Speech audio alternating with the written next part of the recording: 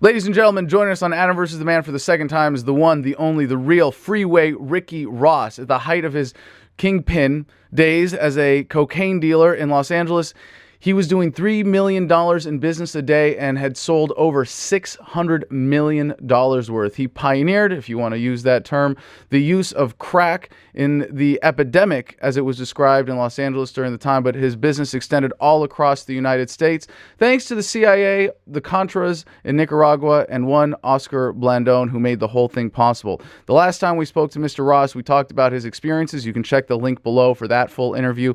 But today, we're going to talk about the lessons from that and his political perspective and what it meant to do that much volume in sales and drugs in terms of the politics of the day and what you take away from that with years of perspective after doing some serious hard time. Mr. Ross, thank you so much for joining us again today. Oh, thank you for having me, Adams. You know, it's always a pleasure to be on your show. You know, when our last interview dropped, there were some people going, wait a second. He went. His choices were between being a professional tennis player and being a cocaine drug kingpin, and a lot of people pointed out that the seeming divergence there. But this started when you were 19 years old, and you were motivated to get into the drug game because you couldn't afford the nicer things. And like you said, one of the things you wanted to do was to make cocaine more affordable. But if you can go back to where you were at 19.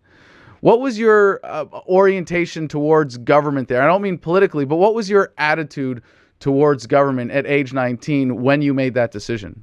I don't think I had a perspective on government. Government didn't even matter to me. You know, the only thing that I knew is that there was a powers that be, and the closest to government that I knew was the police. I didn't feel that had been treated fairly by the police, even in my younger days. You know, I had been made to get out of the car and lay down on the ground.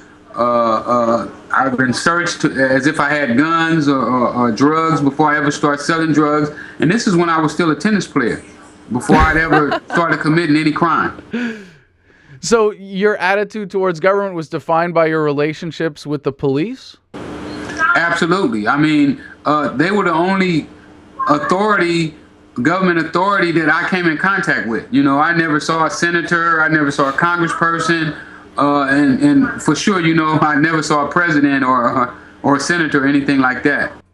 So, did you have some sense of appreciation for the police, for the legitimate public safety services that they were providing, or was it all the antagonistic kind of things that you mentioned?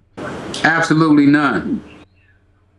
Well, if I may play devil's advocate, isn't there some positive effect of the presence of police where you were growing up? I mean, in your communities, isn't there some value provided by the police? Well, in my perspective, I didn't, because when I was coming up, the ones that I saw as my protector was people like the Black Panthers, the US, and you know, the police fought with them. So my older brother was hit in the mouth when I was a kid, and it was done by the police. So my perspective of the police had always been to control me, to keep me in my place, to stop me from crossing the line. Let me say this here, Adam. When I was around 10 years old, my mom, I had got hit in the back of the head. I was out working with my uncles in the hayfield, in a tree, riding in a truck, and a tree limb was hanging low, and I was on top of the hay, and it hit me in the back of the head and knocked me off the truck. When my mom took me to the doctor, when we went in the doctor, they had a TV, a big, pretty TV in there, and I went in, I turned the TV on, and the TV had a sign on it that said "Whites Only." So that gave a picture to me all my life that the police was there to stop me from having the finer things of life. So you were born in 1960. You turned 19, and that was when you started getting into the drug game. But you had the election of 1980 there. You were old enough to vote. Did you vote in that election? I did not vote. Why not? Or why? Why did you make that as a deliberate decision, or was it just you couldn't be bothered to? it didn't matter to me.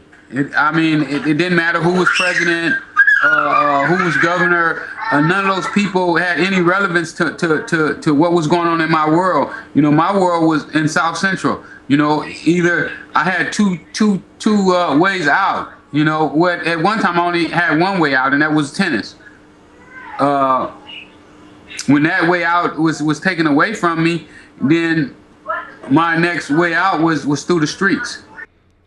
Well, were you able to see any kind of connection between, hey, the police are just following the orders of the politicians? Of course, they're taking advantage of their power, and I'm sure you saw all sorts of instances of people abusing that power, but that their authority existed and their budgets existed because of the politicians? No, I didn't. I couldn't. I couldn't relate the two. You know, it's funny. You know, and I guess you would have to be born in that time and in that era. It's almost like the kids right now. You know, and you know what most kids are thinking about right now is getting them a joint, a marijuana, getting them a drink, and chill. They're not really thinking about how their world is revolving, how the politicians are dictating things. You know, most kids don't even know that 1 out of every 3 is going to prison. You know, from the age of something like 8 or the 3rd grade, I think it is. 1 out of every 3 are going to prison. And these kids don't even rationalize that in their minds that, you know, if you look to your right, you know, when I go to schools and I talk to them, I say, you can look to your left and look to your right, and you can almost count on one of you guys going to prison. How prevalent is welfare in your view of government? Well, I grew up on welfare. My mom was on welfare. She worked a little job as a janitor, but we were on welfare. We have food stamps, and I didn't like being on welfare. Wait, but doesn't that show you that the government is there because it cares about you, it wants to help you and protect you? Well, in a sense it does, but at the same time, it was never enough to really live off of. You know, it was enough to get by. You know, but it wasn't. You know, it was plenty of times that we didn't have food in the house. You know, when I went to school, I used to have to tape my tennis shoes up with tennis balls, glue them on to keep my feet from being on the ground, and you know, all my socks had the same holes in them, so I didn't see that for myself. So, like, just enough to make you dependent then? Exactly. So, I mean, as someone who's, I think, got a unique perspective, particularly on the black community in Los Angeles, but in general, when you see that there are so many people that share this attitude towards police and towards welfare, and their government relationship is defined by those experiences, how did it come to be that Obama won with, what was it, 93, 95% of the black vote, when it seems like all of those prior experiences went out the window simply because there was someone who's not our first black president, but our first half black and black looking president? Well, what happened, I believe, in the black community is that they felt that he would do better for them than anybody else. They felt that he favored them, that he looked like them, that he was the one to support, and believe me, the support in the black community is overwhelming for Obama, and you know, I believe that the black voters gave Obama the White House because he didn't have to promise them anything. You know, he and not only with Obama, but you know,